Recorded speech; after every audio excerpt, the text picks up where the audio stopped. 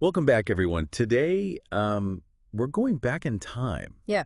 to explore a period when empires clashed Right. and the world stage was set for centuries to come. Mm-hmm. We're talking about the reign of Suleiman the Magnificent, Wow. the 10th Sultan of the Ottoman Empire. Okay.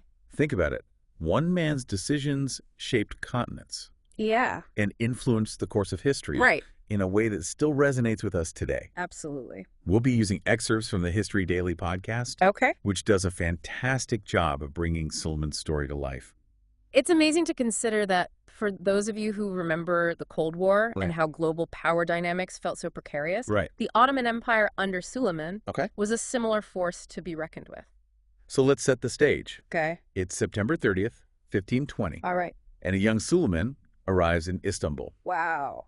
He's only 26 years old Nice. and inheriting a vast and powerful empire already on the rise. The Ottomans were a dominant force at this time. They had taken control of Istanbul just a few decades earlier Right. in 1453, Mm. marking the end of the Byzantine Empire. Okay. And their expansion continued under Suleiman's father, Yeah. Selim. The History Daily episode really paints a picture of this moment. Yeah. The anticipation in Istanbul, Right. the whispers of what this new sultan might bring. Yeah. Some expected him to be even more aggressive than his predecessors, Right. continuing the expansion and Mhm. perhaps even uniting the world under Islam. That's right. Wow. There were high expectations for military conquest, Yeah. but Suleiman was also known to be a man of great intellect Okay. and a strong sense of justice. Right? He desired to rule wisely, Yeah. not just through force. So right from the start, we Mhm. see this fascinating duality. Yeah. He's a conqueror, Yeah. yes, Right. but also a reformer. Mm-hmm. It's the theme that will play out throughout his reign. Yeah. But let's talk about those early victories. The episode highlights the conquest of Rhodes in 1522. All right. What can you tell us about that? Rhodes was a strategic island Mhm. held by the Knights Hospitaller, Okay. a Catholic military order. Interesting. It was a major obstacle for the Ottomans in the Mediterranean. Right. Suleiman was determined to capture it, Mm. and he laid siege to the island for months. And there's a striking detail in the podcast about the surrender. Okay. An elderly knight, Oh, wow. representing the Knights Hospitaller, Right. ride through a battlefield littered with bodies Yeah. to negotiate with Suleiman. He was riding towards Suleiman's pavilion, which Yeah. was incredibly opulent, Right. a stark contrast to the devastation of the battlefield. It's a powerful image that really captures the clash of civilizations Mm, and the might of the Ottoman Empire under Suleiman's leadership. exactly. And Yeah. yet, despite the brutality of the siege, Yeah. Suleiman was known for his generosity and victory. Okay. He allowed the knights to leave Rhodes unharmed with their weapons and possessions. Interesting. He wasn't simply interested in crushing his enemies. Mm-hmm. He wanted to be seen as a just ruler, Right. even in conquest. Interesting. Yeah. So he understood the power of perception, Yeah. how it could solidify his rule. Right. And of course, the victories didn't stop there. Yeah. The podcast mentions his expansion into Persia That's right. Okay. under Suleiman, Yeah. and with the guidance of his close advisor, Ibrahim Pasha, Mm-hmm. they captured the city of Baghdad in 1534, Okay. which was a significant victory. Right. This gave them control of Mesopotamia Wow. and extended their reach further east. And let's not forget the siege of Vienna in 1529. Yeah, I mean, that must have sent shockwaves through Europe. absolutely. Yeah. The Siege of Vienna was a bold move, Right. pushing deep into the heart of Europe. Mm-hmm. While they didn't ultimately capture the city, Oh, okay. it demonstrated the sheer power and reach Right. of the Ottoman Empire under Suleiman. His name became synonymous with military strength Ah, and instilled fear in the hearts of European rulers. right. So we've talked about Suleiman the Conqueror, Right. but the podcast also emphasizes his role as a reformer, Yeah. earning him the title, Suleiman the Lawgiver. Mm-hmm. What were some of the key changes he implemented? Suleiman was deeply involved Right. in the legal and administrative aspects of the empire. Mm. He overhauled the existing legal system, Yeah. simplifying complex codes Mhm. and trying to ensure fairer application of the law Okay. throughout his vast territory. Wow. He wasn't just a warrior king. Right. He saw himself as a shepherd of his people, Interesting. responsible for their well-being. It seems like he was trying to build a more stable and Yeah. prosperous society. That's a key insight. Yeah. Conquests brought wealth and prestige, Right. but A well-functioning legal system and a content populace are essential for long-term stability. Right. Suleiman understood this. One notable example is his reform of the tax system, Okay. making it more equitable and less burdensome on the common people. Interesting. This wasn't just about raising revenue, it was about building trust and loyalty within the empire. So he's a conqueror, a reformer. Right. And the podcast also dives into his personal life, Yeah. which seems full of drama. Oh.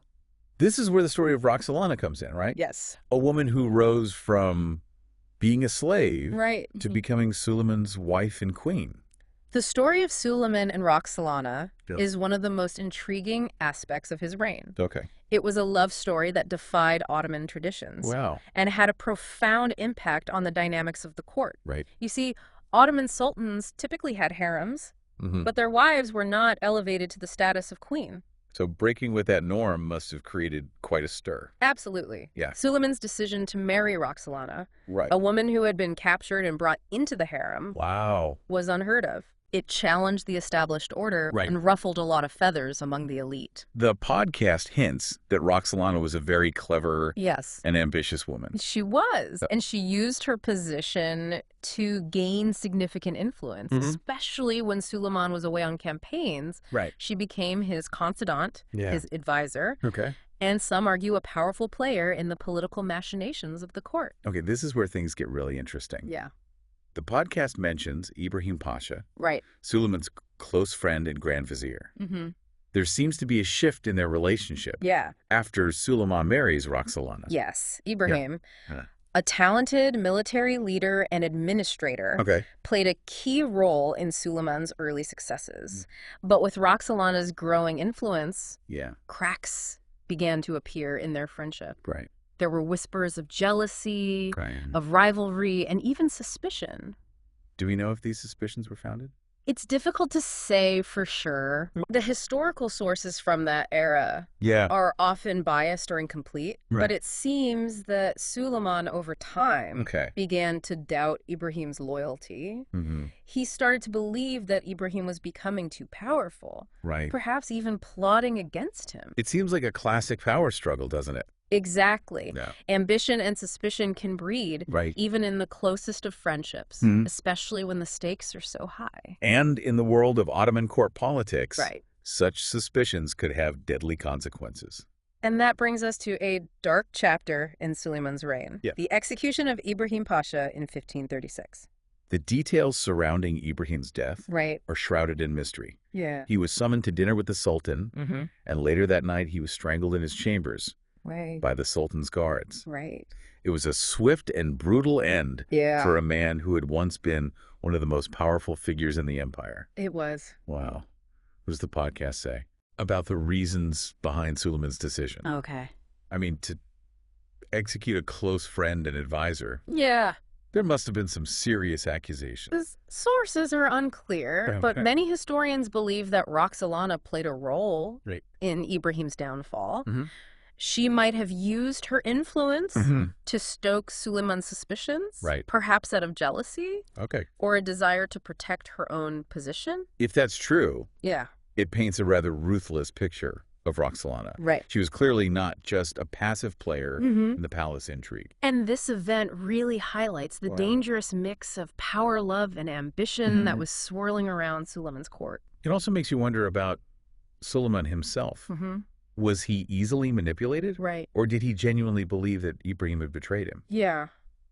I mean, it's a chilling thought that he could turn against someone he was once so close to. It's a question that continues to intrigue historians. Was he a master manipulator, Mhm. orchestrating Ibrahim's downfall to consolidate his power? Mhm. Or was he a tragic figure, Right. a victim of his own suspicions Yeah. and the machinations of those around him? Wow. The answer, like so much of history, Right. is probably a complex mix of both. This is where things get even more complicated. Yeah. Because the podcast goes on to discuss another tragic event, Right. the fate of Mustafa, Mm-hmm. Suleiman's son from a previous relationship. Yes, Mustafa was a popular figure, Okay. a skilled military commander Right? who was seen by many as the rightful heir to the throne. Mm-hmm. But for Roxolana, Yeah. Mustafa represented a threat to her own children's future. So another potential power struggle, this Weird. time within the family itself. Yeah. What happened to Mustafa? Well, in 1553, Okay. Suleiman, influenced by whispers and accusations, Oh, right. possibly fueled by Roxolana, Mm-hmm. lured Mustafa into his tent and had him executed. It's hard to imagine the emotional toll these events must have taken on Suleiman. I mean, to execute a close friend and then your own son, that's a lot of weight to carry. You're absolutely right. And according to the History Daily podcast, these events seem to mark a turning point in Suleiman's reign. He becomes more withdrawn, more introspective. He immerses himself in religious studies, and his court, once vibrant and lively, becomes much more somber. It's almost as if a shadow falls over the latter part of his life. Yes, and there are also military setbacks. The podcast specifically mentions the failed siege of Malta in 1565. I have to admit, I don't know much about that event. What made it so significant? Well, Malta was a strategic island in the Mediterranean, controlled by the Knights of St. John. Capturing it would have given the Ottomans a major stronghold, further solidifying their dominance in the region. But the siege was a disaster. The Ottomans faced fierce resistance, heavy losses, and ultimately had to withdraw. So a major blow to Suleiman's reputation and a sign that the empire's seemingly unstoppable expansion was reaching its limits. Exactly, and it's interesting to consider this against the backdrop of Suleiman's personal losses. He's lost his closest advisor, his son, and the podcast even mentions the death of Roxolana in 1558. It makes you wonder if these personal tragedies impacted his leadership, his decision-making. It's certainly possible the podcast points out a quote from Suleiman during his final campaign in Hungary in 1566. He wrote, "This chimney is still burning, and the great drumroll of conquest is yet to be heard." It's almost a defiant statement, but there's also a hint of melancholy, a sense of weariness, perhaps. And that campaign, was it successful? It was, but there's a tragic irony to it. Just hours after penning those words, Suleiman died. He was 71 years old and had ruled for 46 years, making him the longest reigning sultan of the Ottoman Empire. So he died on campaign, still striving for conquest.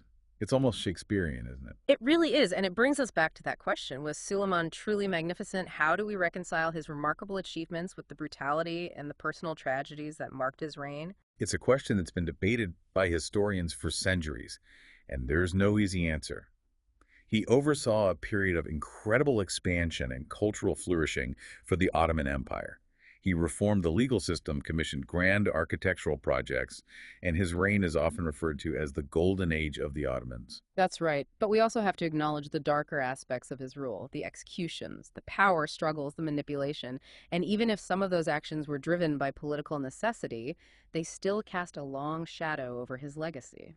It's a reminder that history and the figures who shaped it are rarely black and white. There's always nuanced complexity, and that's what makes studying history so fascinating, so compelling. I couldn't agree more, and that's what we try to do here on the Deep Dive, to go beyond the simple narratives, to explore the gray areas, to understand the human stories behind the historical events. So for our listeners, what are some key takeaways from our exploration of Suleiman's reign? I think it challenges us to reconsider how we judge historical figures, to look beyond the labels of hero or villain, and recognize the complexities of human nature. It also reminds us that power, no matter how vast, doesn't shield individuals from lost regret or the consequences of their actions. Absolutely. And ultimately, I hope it sparks a curiosity to learn more, to dig deeper into the history of the Ottoman Empire, to explore the cultural and political dynamics of that era, to understand the lasting impact Suleiman's reign had on the world we live in today. We've only scratched the surface in this deep dive. There are countless books, documentaries, and scholarly articles out there waiting to be discovered. So don't stop here. Keep exploring, keep learning, and keep those brains buzzing. And if you enjoyed this journey through history, be sure to subscribe to The Deep Dive for more fascinating explorations of the past. We'll keep bringing you stories that matter, stories that challenge your perspectives and leave you wanting to know more. Until next time, happy listening.